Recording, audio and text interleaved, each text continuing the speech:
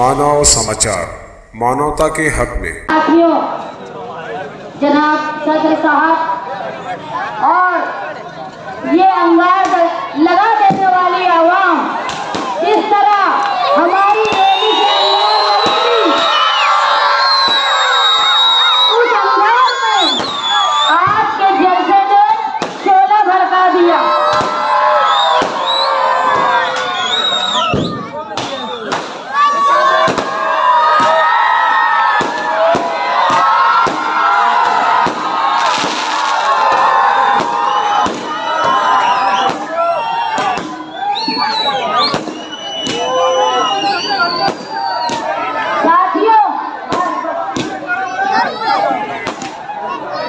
साथियों, आज का ये जलसा मुखालिफिन की ताबूत में आखिरी कील साबित होगा।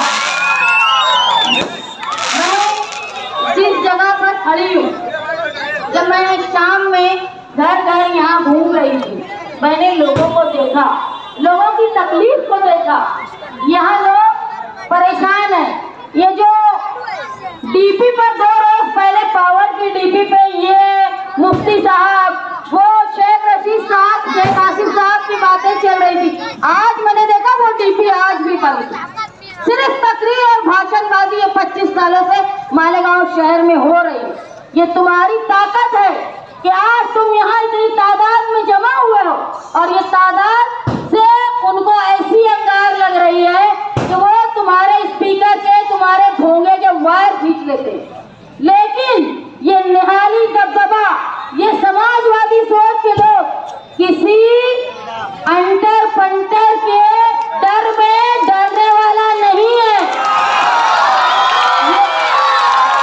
इलाके के लोगों का सबसे बड़ा मसला जो था वो नशे के ताल्लुक से था। मैंने इससे पहले भी कहा कि जो लोगों को तुम नशे के धंधे में, नशे के कारोबार में फंसा रहे हो, लोगों को पूरी नस्लें खराब हो रही है इससे। तुम समझो कि अगर आज किसी का बच्चा, कोई लड़का नशा करता है तो आज तुमको एहसास नहीं हो रहा, लेकिन आगे जाके चंद सालों में ये हाल होगा कि घर से बेटी बहन जब निकलेगी तो महफूज वापस आती है या नहीं, इसका डर तुमको होगा। नशे की लानत को इस इलाके से खत्म करो, वरना तुम्हारी नस्लें खराब हो जाएंगी। और इसको बढ़ावा देने वाले वो पहले कांग्रेसी और आज जो अपने आप को बहुत बड़ा गुंडा समझते हैं, उनकी ताकत ये है कि जब उनके घर का एक आदमी फंसा गोली में तो वो चलेगा दूसरा के कदमों में गिरने। वो क्या तुमको डराएंगे? तुम वो इलाके के लोग हो जहाँ मुंशी अब्दुल लतीफ साहब, जहाँ जिगर कच्ची, जहाँ नवाब मुकादम, जहाँ पर ऐसे लोग थे, अमीर खां पठान, ये वो लोग थे जिनका तूती बोलता था। आज तुम बता दो, तुम्हारे इलाके के लोग बता दो कि तुम्हारे इलाके के लोगों में लीडरशिप बची है क्या? अरे वो जो कोने में जो आदमी है ना, वो बहुत बड़ा अपने आप को नेता समझता होगा। देखो, इनके पास है, मैं कभी किसी के खिलाफ नहीं बोलती, लेकिन मुझे बोला गया है कि बोलो, सुनना चाहते हैं और मैं मेरे मानने वालों की बात बोलूंगी। देखो, एक है मैयत मंत्री उनके पास और दूसरा है संडास मंत्री, और वो डराने की कोशिश करता है तुमको, वो जो तुम्हारा महिला साफ करके घर चला रहा है, उसकी हैसियत ये है। संडास मंत्री क्या सफाई करवा के घर भर रहा है तुमको मालूम है? वो तुम्हारे सामने बोलेंगे। सिर्फ मालेगांव शहर में सियासत में लोगों को तबाही की तरफ लाने का ये काम किया कर रहे हैं। मैं आज यहाँ से इस बात का वादा करती हूँ कि आप लोगों ने निहाली खून को परवान दी। आने वाले इलेक्शन में जहाँ मैं उम्मीदवारी कर रही हूँ, मुझे तुम लोगों ने चुनकर दिया तो ये लोग, ये संडास मंत्री से लेके नशे का कारोबार करने वाले सब अपने घर में बैठ जाएंगे। ये वादा करती हूँ आपसे। मालेगांव शहर की स्कूल है, आज वो स्कूल देखो जो मुंशी जी के नाम से उसको खंडर बना दिए, धीरे धीरे उसको भी नशे का अड्डा बनाएंगे। जो तुम्हारे खानदान के लोगों के नाम से है, उसको बचा लो। मालेगांव शहर की तमाम स्कूलें जो प्राइमरी स्कूल थी, वहाँ पे ये शेख रशीद का खानदान दो काम करता है। तो एक तो गाले बना के भाड़ा खाता है या नशे का अड्डा बना देता है। ये नशे का अड्डा तुम्हारी बहन बेटियों की इज्जत से खेलेगा, तुम्हारी नस्लों के साथ खेलेगा। इनको अपने शहर से भगा दो। ऐसा करने वालों को, जब तुम्हारे बच्चे जब जाता है ना लड़का घर से बाहर, तो डर होता है कि कोई नशेड़ी उसको ब्लेड न मार दे, उसका मोबाइल, उसका पैसा, मेहनत की कमाई न छीन। देखो जो नस्लों को ये लोग फंसा रहे हैं नशे में, उनके घर वालों से भी मैं वादा करती हूँ कि हमारा राह जाने के बाद मैं सबसे पहले ऐसे लोग जो नशे में मुलव्विस है उनको कोई ऐसा कारोबार देंगे, हलाल कारोबार, कानूनी कारोबार, कि वो ये फालतू काम और गैर कानूनी काम छोड़ देंगे।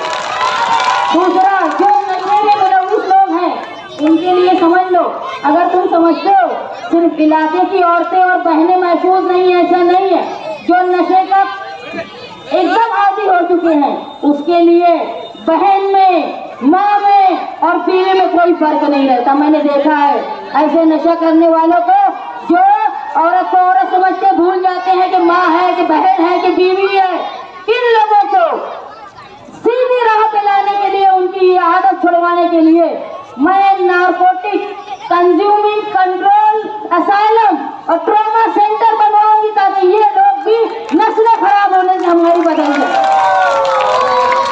मालेगांव शहर की जो माँ और बहनें हैं उनसे मैं अपील करती हूँ कि आप लोग अपनी आने वाली नई नस्ल, अपनी बेटियां, अपनी बहनें, अपनी बहनों की इज्जत बचाने के लिए नशे की लानत को खत्म करने में मेरा साथ दे। आज मैं अपने वालिद के बगैर, मेरे भाई के बगैर, सिर्फ आप लोगों की ताकत पर इलेक्शन लड़ रही हूँ। आप लोग मेरे साथ हैं ना? और हम सब मिलके ये गैर कानूनी काम करने वालों, जो एक खानदान गैर कानूनी काम कर रहा है और दूसरे नेता जो अभी ऐवान में कभी आवाज नहीं उठाए, उनकी ताकत नहीं है कि वो कभी ये गुंडागर्दी करने वालों को रोक पाए। अब जब वो तुम्हारे पास वोट मांगने आए हैं ना कि इनकी गुंडागर्दी मैं खत्म करूंगा, तो ये 5 साल की तुम ही थे, क्या किए? खत्म कर पाए? इससे पहले भी 5 साल रहे। उल्टा मालेगांव शहर में गैर कानूनी काम, नशे का कारोबार, सट्टा, जुआ और जो हमारी तालीमी स्कूल थी उसको खंडर बना के जुए, सट्टे और नशे का अड्डा बनाने में जहाँ एक खानदान जिम्मेदार है, तो उसको रोक नहीं पाने का जिम्मेदार मुफ्ती इस्माइल साहब है। उनका मुंह नहीं है कि वो आप लोगों से वोट मांगे।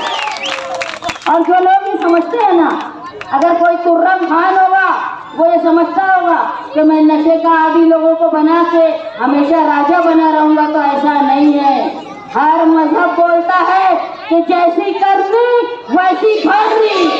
तुम जो कर रहे हो ना, ऐसा ना हो कि ये चिंगारी तुम्हारे घर में आग बन जाए।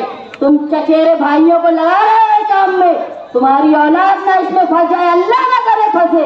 लेकिन ये अल्लाह का कानून है, जैसी करनी वैसी भरनी।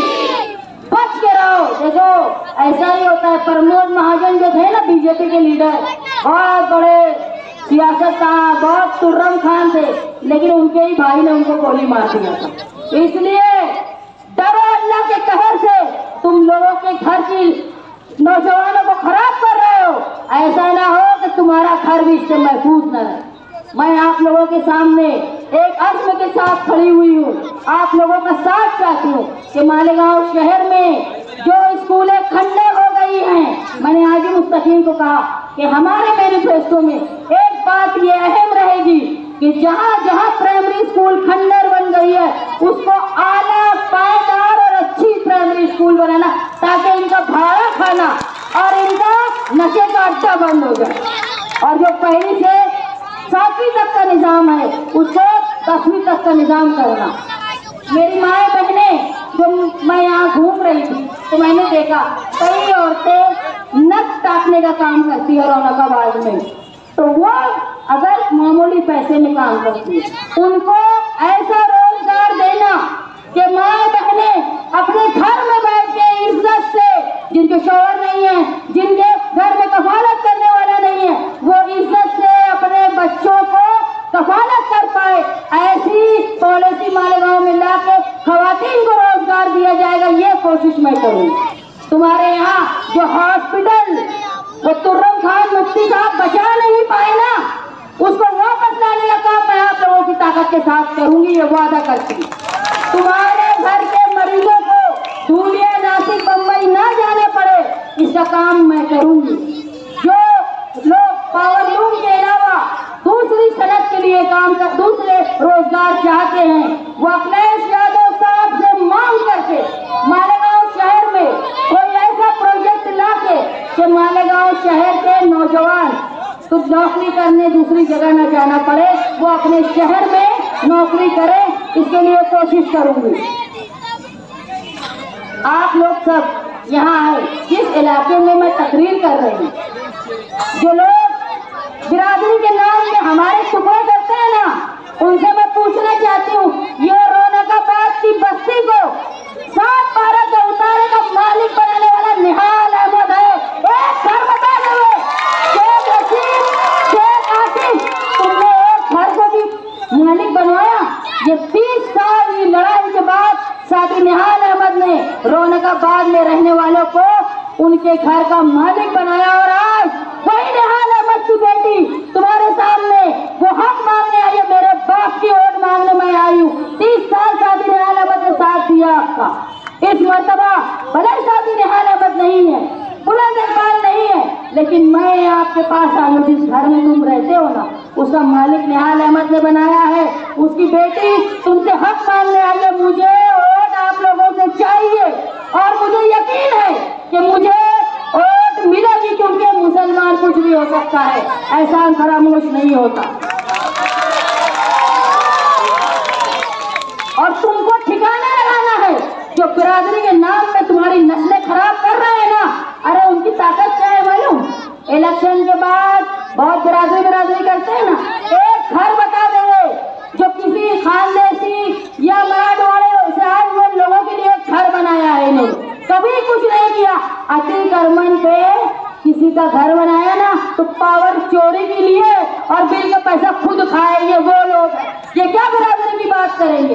ये बिरादरी की बात करते हैं 26 एंटी करप्शन पे हमला करने वाले, ये एजाज बैंक पे हमला करने वाले ये लोग, ये वो लोग हैं जो रिजवान सर के घर में बुज़दिलों ने हमला किया, ये वो है जो मालिक अब्दुल मालिक यूनुस ईसा के ऊपर हमला किया। ये क्या बिरादरी का भरम भरे? इनकी ताकत क्या है? तुम्हारे इलाके के लोग, एक कत्ल हुआ था, भले कानून से सजा नहीं मिली, लेकिन अल्लाह का कानून बाकी है, उससे कोई माई का लाल नहीं बच सकता। जो कानून की यहाँ के कानून से तुम बच गए, लेकिन अल्लाह के कानून से तुम नहीं बचोगे, और जब उसकी पकड़ होगी ना, गिरफ्त बहुत मजबूत होगी, वहाँ नहीं आएगा अजीत पवार तुमको बचाने, वहाँ कोई अजीत पवार नहीं आएगा जब तुमको तुम्हारी औकात समझेगी। आज मैं आप लोगों के सामने कोर्ट की दरख्वास्त करने आई हूँ, मालेगांव शहर के प्राइमरी स्कूल का निजाम दुरुस्त करने के लिए। मालेगांव शहर की जो माए बहनें रोजगार करती हैं, उनको घर बैठे रोजगार मिले। जो नौजवान बैरून शहर बाहर जाके नौकरी करते हैं, उनको शहर में नौकरी मिले। जो लोग नशे के व्यापार कर रहे हैं, उनको सुधार के हलाल कमाई करने का मौका मैं आप लोगों के साथ मिलकर दूंगी, ये वादा करती हूँ। मालेगांव शहर में अच्छे अस्पताल का इंतजाम हो, ये कोशिश मैं करूंगी। और सबसे बड़ा है हमारा दबदबा, ऐसा दबदबा कि मालेगांव शहर की पुलिस की हिम्मत न हो कि किसी बेगुनाह मालेगांव शहर की अक़लियत का किसी भी बेगुनाह पर झूठे केस में 12 नवंबर की तरफ फंसा न पाए। ये दबदबा लाने का मैं काम करूंगी आप लोगों के साथ मिलकर। मालेगांव शहर की माए बहनें जो हॉस्पिटल के लिए दूरियां जाती है, ये बंद हो जाएगा। मालेगांव शहर का खुद का हॉस्पिटल होगा। मालेगांव शहर के बच्चे अच्छी तालीम हासिल करें, ये कोशिश मैं आप लोगों के साथ करूंगी। और आने वाले दिनों में बेहतर रोजगार, बेहतर सेहत, के साथ साथ तुम्हारी तहफ्फुज़ का इंतजाम मैं करूंगी। मैं आपसे दरख्वास्त करती हूँ कि आने वाले इलेक्शन में आप साइकिल निशान पर वोट देकर इस बात को रोने का माल बोले। यहाँ से लेके जहाँ इतराफ से तमाम लोगों से मेरी दरख्वास्त है कि साइकिल निशान की वोट देकर आप ये बता दें कि निहाल अहमद का दबदबा था, निहाल अहमद का दबदबा है और कायम रहेगा। जिले के और शहर के सरकर्दा अफराद नूरुल साबरी साहब और उनके साथ दिगर तंजीम के जिम्मेदारान और मेरे सामने हजारों का मजमा इस बात की गवाही दे रहा है कि ये शहर तब्दीली चाहता है। मैं जिस हिस्से में खड़ा हूँ सलामताबाद चौक, अभी रिजवान सर बोल रहे थे कि शेख आसिफ या उनकी फैमिली के लोग समझते हैं कि ये उनकी जागीर है, जबकि तब्दीली आ रही है। मैं यहाँ स्टेज पर बैठा था तो मुसलसल एक बात बोली गई कि यहाँ पर शेख आसिफ के नशेड़ी वर्कर, कुछ नशेड़ी वर्कर जो मुसलसल माइक बंद कर दे रहे हैं, लाइट बंद कर दे रहे हैं, उनको डर किस बात का है? उनको डर तुमसे हो गया है, मगर वो ये नहीं जानते कि ये जलसा समाजवादियों का है, निहालियों का है। हम उस लीडर से परवरिश पाए हैं जिनका नारा था कि हमसे जो टकराएगा हम उससे टकराएंगे। हम मुफ्ती इस्माइल नहीं है, शेख आसिफ और उनके लोग। एक तोड़ीबाज यहाँ कोने पे घर है उसका, वो भी कान खोल के सुन ले। हम उसमें से नहीं है, मुफ्ती इस्माइल मत समझ लेना। हमसे जो टकराएगा हम उससे टकराएंगे और हम हर बात का जवाब देंगे। 20 दिन है इलेक्शन का, इलेक्शन सीधे सीधे लड़ लो।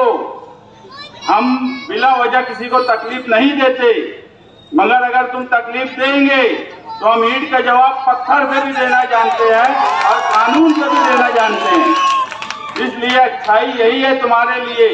23 तारीख को इस शहर का नुमाइंदा बदलने वाला है, ये बात भी कान खोलकर सुन ले। इस हिस्से में नशे को बढ़ाने का काम ये खानदान ने किया है। मैं कई मर्तबा देखा हूँ जो लोग नशा करते हैं वो उनको नशा करने की आदत लत लगाई जाती है और ये ऐसी बुराई है जिससे सिर्फ उस लड़के का या उस आदमी का या उस नौजवान का नुकसान नहीं होता।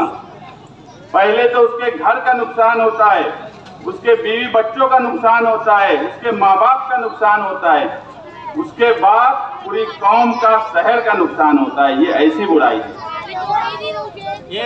आप जो भी लोग इस मोहल्ले में मेरी बात सुन रहे हैं, मैं किसी पार्टी का नाम नहीं लूंगा, आप सिर्फ एक बात पर गौर करिए कि ये लत कौन सी पार्टी के लोग लगा रहे हैं।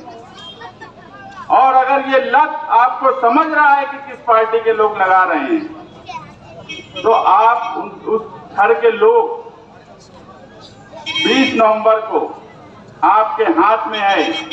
आपके बच्चों का मुस्तकबिल, इस शहर का मुस्तकबिल, इस कौम का मुस्तकबिल, नौजवानों का मुस्तकबिल सिर्फ आपकी वोट साइकिल निशान पर इतनी भरपूर दो कि शेख आसिफ और उनके जो घर के लोग जो नशे की आदत लोगों को लगाते हैं वो घर बैठ जाएं। आप इतनी भरपूर साइकिल निशान पर वोट लगाइए, यही उसका इलाज है। हम जब हमारी गारंटी लोगों के सामने देंगे तो हम इस बात का ख्याल रखेंगे कि इस बुराई को किस तरह खत्म किया जाए। हम सिर्फ बोलेंगे नहीं, हम अमली तौर पर उस पर काम कर रहे हैं। हमने कुछ टीम लगाई है जो रिसर्च कर रही है कि किस तरीके से हम उस बात को लोगों के सामने पेश करें और उसका हल क्या हो। इस आदत को इस शहर से किस तरह से खत्म किया जाए। सिर्फ अपनी जीत के लिए, सिर्फ अपने खुद का सोचने के लिए पूरी कौम को, नौजवानों को एक गलत राह पर लेकर जाना ये मुनासिब बात नहीं है। इलेक्शन आता रहेगा, इलेक्शन होता रहेगा, इलेक्शन में हार जीत भी होती रहेगी, मगर ये शहर रहना चाहिए, ये कौम रहना चाहिए, इनका मुस्तकबिल रहना चाहिए। यही इस शहर के लिए है। जो शहर मस्जिद और मीनारों के नाम से पहचाना जाता था, आज उस शहर के बारे में बोला जाता है कि ये ड्रग्स का हब बनता जा रहा है। मतलब यहाँ ड्रग्स यहाँ से सप्लाई होने लगी है। क्यों 25 सालों में ये हुआ? और जो आज नुमाइंदे हैं ये इतने सियासी तौर पर कमजोर हैं कि इनके अंदर वो ताकत नहीं है रोक लेने की। अगर ये ताकत किसी में है तो सिर्फ निहाली लोगों में है। यहाँ शान हिंद बैठी है। क्या आपको नहीं लगता कि ये नशे की लत और इस तरह के जो बुराई फैला रही है, ये कौन रोक सकता है? ये कौन रोक सकता है? अगर मुफ्ती इस्माइल में इतना दम होता, उनका इतना दबदबा होता, तो 25 सालों में ये बुराई इतनी फैलती नहीं। मुझे बताओ 20-25 साल पहले ये बुराई के बारे में कोई सोचता था? इस पर कोई बात होती थी? आज इस पर हमको तकरीर करना पड़ रही है। आज हम तामीर और तरक्की की बात करने के बजाय इस पर बात क्यों कर रहे हैं? क्योंकि इस शहर में एक खानदान ने लोगों में नशे की लत लगाई, तो दूसरा जो नुमाइंदा था वो इतना कमजोर, इतनी मिली जोड़ उनके साथ कि वो कुछ नहीं कर सके। मैं अभी भी बोलता हूँ कि जिन लोगों ने अब्दुल मालिक को गोली मारी, मुझे बताओ 1-1.5 महीने में छूट गए। एक सियासी आदमी पे गोली मारने के बाद अगर कोई आम आदमी भी होता तो इतनी जल्दी उनके मुजरिम छूट नहीं सकते थे, उसके मुलजिम छूट नहीं सकते थे। इसका दूसरा मतलब ये है कि मुफ्ती इस्माइल की मिली जोड़ है। उन्होंने चाहा ही नहीं कि उनको सजा हो, वो जेल में रहे, उन्होंने चाहा ही नहीं। ये बात उस फैमिली को समझना चाहिए। या फिर उनके अंदर दम ही नहीं है, और जिसके अंदर दम नहीं है उसके साथ रहकर तुम करोगे क्या? जिसके अंदर दम ही नहीं है उसके साथ रह के करोगे क्या? शहर में एक तब्दीली की लहर है। शहर हर हिस्से में मैं 20 साल से इलेक्शन लड़ रहा हूँ, जमीन पर इलेक्शन लड़ रहा हूँ। जो बदलाव मुझे पूरे शहर में इस मर्तबा देखने को मिल रहा है, मैंने 2004 में नहीं देखा, मैंने 2009 में नहीं देखा, मैंने 2014 में नहीं देखा। अगर मैं सलामताबाद चौक में हूँ और ये हजारों का मजमा है तो ये तब्दीली की अलामत है। लोग बेजार हो गए हैं इन मिली जोड़ से, इस 25 साल की बुराई से। शहर तामीर और तरक्की के नाम पर तरस रहा है। आप देखेंगे कि मालेगांव आउटर मुसलसल तरक्की की तरफ चला गया, और मालेगांव का सेंट्रल जिस हिस्से में मैं खड़ा हूँ, ये हिस्सा आप देख लो, यहाँ पर आने के लिए कितनी तकलीफ होती है। एक रोड सही से नहीं बन पाई। आज भी हम रोड और गटर की बात करते हैं स्टेज से। ये मुझे मुनासिब ही नहीं लगता कि असेंबली का इलेक्शन लड़ रहे हैं वो और हम स्टेज से रोड की बात करें, मगर मजबूरी ये है कि हमें चलने के लिए रोड नहीं है। जबकि बात 25 साल के बाद ये होना चाहिए थी कि यहाँ पर एजुकेशन के लिए कोई बड़ा कैंपस क्यों नहीं बना। यहाँ बात ये होना चाहिए थी कि हेल्थ के लिए कोई बड़ा हॉस्पिटल क्यों नहीं बना। यहाँ बात ये होना चाहिए थी कि रोजगार के लिए कोई नई चीज क्यों नहीं यहाँ पे लाई गई। ये सब बात इलेक्शन के, असेंबली इलेक्शन के स्टेज से, कैंपेनिंग से होना चाहिए। मगर मजबूरी ये है कि इन लोगों ने 25 साल में हमें बुनियादी सहूलत से ही महरूम रखा। बुनियादी सहूलत ही नहीं थी। तो आज एक आम आदमी, अगर मैं कहीं जाता हूँ कहीं पर, तो लोग बोलते हैं यार हमारे घर के पास की रोड बना दो, हमारे घर के पास की गटर बना दो। पानी नहीं सही से आता, पानी गंदा आता है, पानी 2 दिन नहीं आता, पानी का सिस्टम सही नहीं है, 4-4 दिन नहीं आता। ये असेंबली के टॉपिक नहीं है, मगर मजबूरी है लोगों की भी कि उनको बुनियादी सहूलत से जानबूझ के महरूम रखा गया। अगर वो उनको बुनियादी सहूलत दे दी जाती, अगर आप मानो कि आपके शहर में सारी रोड पुख्ता और अच्छी हो जाती, आपके पानी की सप्लाई बराबर हो जाती, आपका ड्रेनेज सिस्टम बराबर हो जाता गटर का, तो आज आप बात किस पर करते? आप बोलते ना कि आप हमको हॉस्पिटल अच्छा चाहिए, हमको एजुकेशन अच्छा चाहिए, हमको रोजगार चाहिए, हमको बगैर सहूलत चाहिए, हमको सुशोभीकरण जो उस हिस्से में हो रहा है वैसा सुशोभीकरण चाहिए। मगर आप इसलिए, इसमें आपकी गलती नहीं है, आप इसलिए ये बात नहीं कर पा रहे हैं कि आपके पास वो सहूलत दी ही नहीं है। आप एक बार सोचिए तो सही, आपको 25 साल के बाद कहां लाकर खड़ा कर दिया गया। सिर्फ मालेगांव आउटर और मालेगांव आउटर के कुछ देहात आप चले जाइए, दाबाड़ी, नामपुर, छोटे छोटे देहात, और वहां सड़कें देख लीजिए, और उसके बाद आप शहर को देखिए। देहात सुधर गए,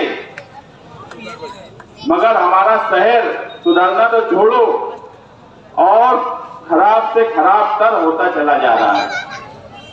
आप एक बार सोचिए तो सही कि हम कहां पर आ गए हैं। हम तामीर तरक्की पर बात नहीं कर पा रहे हैं। ये आप लोगों को सोचना पड़ेगा, आप लोगों को आपकी फैमिली, आपके बच्चों के मुस्तकबिल के लिए सोचना पड़ेगा। ये सिर्फ मेरा या यहाँ बैठे हुए अशरफ कुरैशी, तौसीफ वकील, इनका सवाल नहीं है। हमारे अभी यहाँ जावेद मास्टर बैठे हैं, उनका भी अभी इस्तेकबाल साया निशान होगा। ये सिर्फ उनके सोचने का सवाल नहीं है, यहाँ बैठे हुए हर फर्द के लिए सोचने का सवाल है। जहाँ तक मेरी आवाज जा रही है वहां तक सोचने का सवाल है।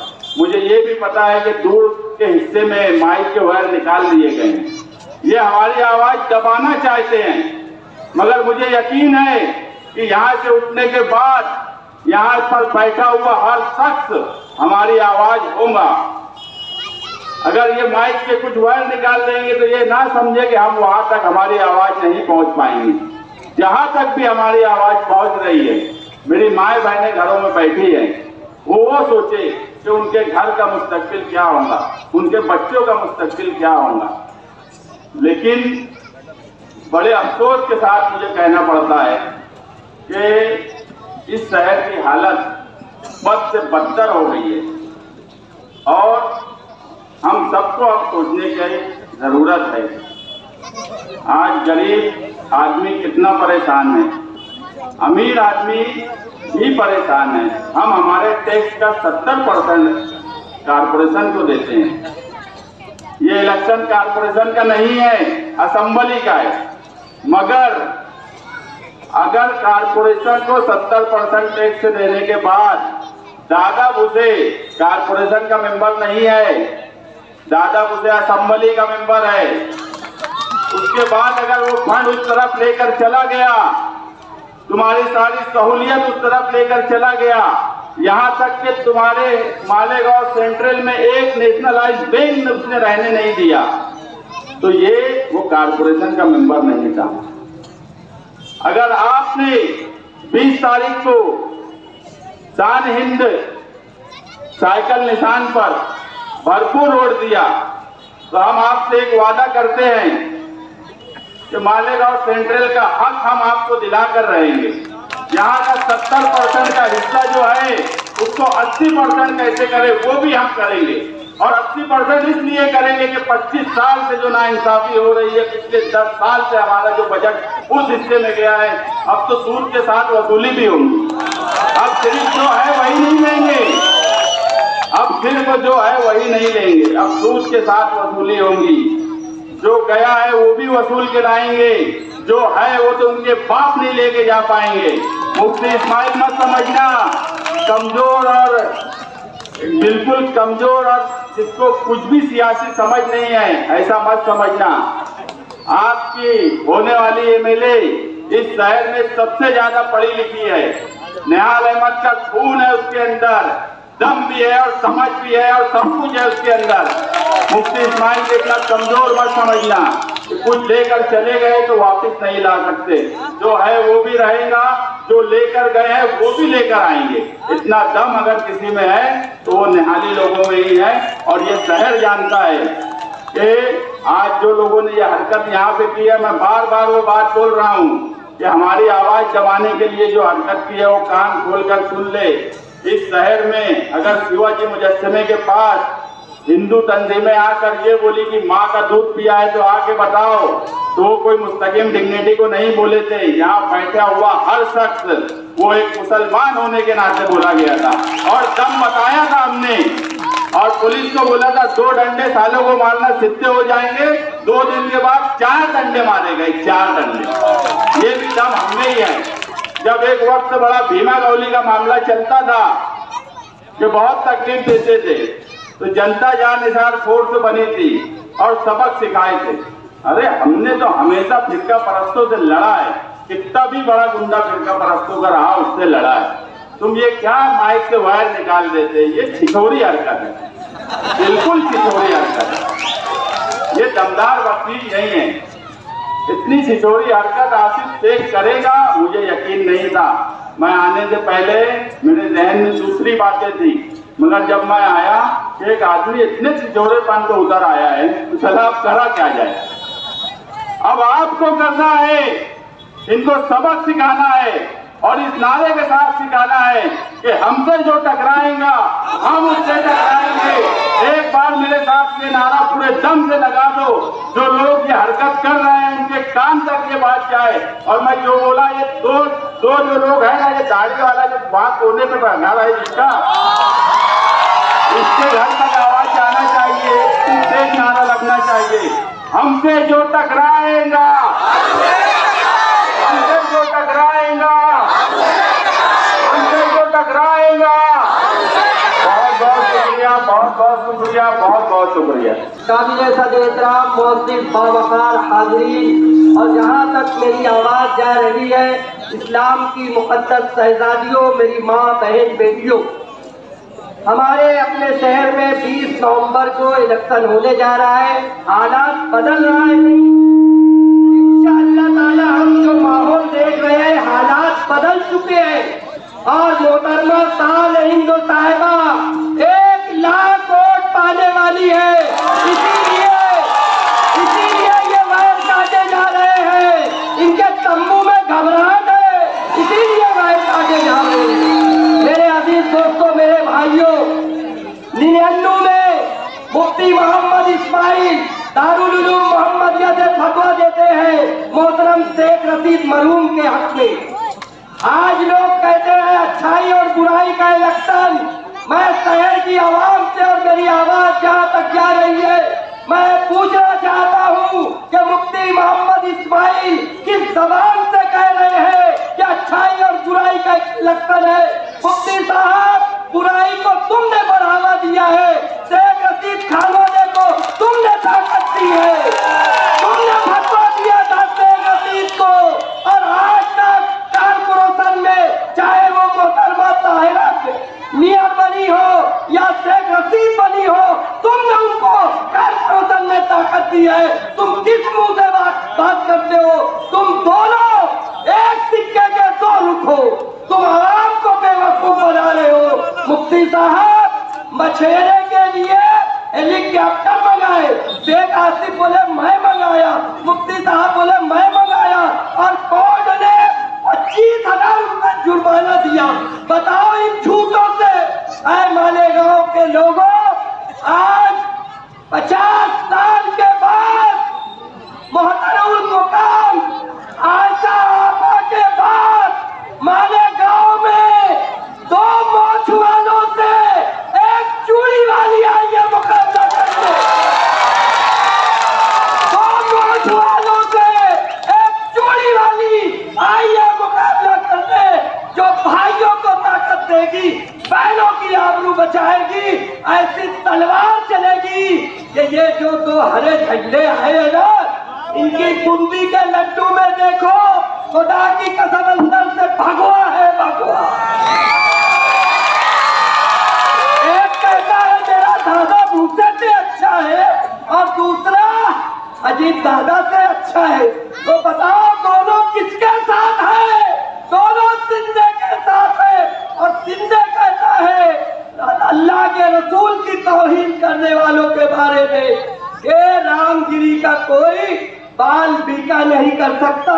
मुफ्ती साहब, आपको खुदा का खौफ है या नहीं? आपने दादा भूसे से पूछा नहीं, बल्कि दादा भूसे के जूते पे पालिश कर रहे तुम। शर्म आनी चाहिए। मेरे अजीज दोस्तों, मेरे भाइयों, याद रखो, अपने अपने घर में पहुंचो और अपनी बहन को देखो, अपनी बेटी को देखो, अपनी माँ को देखो। आपका सुकून माँ है, आपकी बहन आपकी आबरू है। ये भी हमारी बहन, हमारी बेटी जो किसी की माँ है, किसी की बहू है, किसी की बेटी है, हम सबका विकास बढ़ाएगी। क्यों? ये पढ़ी लिखी है। दोनों को घर भेजो और साल हिंदू साहिबा को असेंबली में पहुंचाओ। इंशाअल्लाह ताला बदलाव आ चुका है।